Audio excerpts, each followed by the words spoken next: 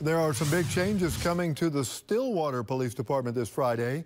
Lieutenant Jeff Watts will take over as the new chief. Officer Shannon Jordan will be appointed Assistant Chief of Police.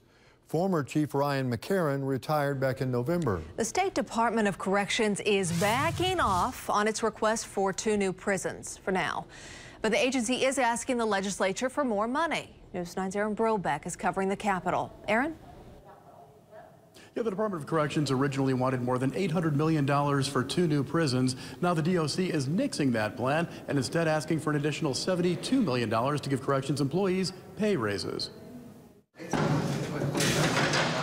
It's one of the areas Oklahoma leads the nation, incarceration. But one place we fall behind regionally is pay for corrections workers. Quite frankly, the #1 item is pay raises across our system.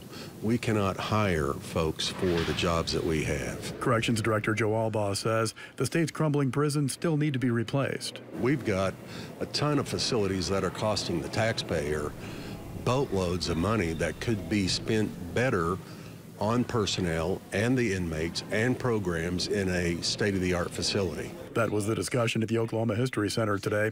Lawmakers and criminal justice reform advocates met to discuss ways to reduce the state's prison population.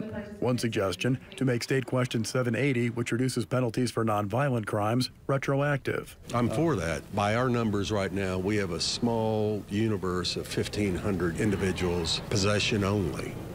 A lot of people are affected by 780 that are already in the system, but they have another controlling crime that drives their term in our system. Another idea would be to reduce the length of time that a nonviolent offender, a repeat nonviolent offender, would have to spend behind prison bars. Once you put someone, whether it's mental problem or addiction, in prison, they're going to come out knowing more about being a felon than they did when they went. A felony factory is what we're running.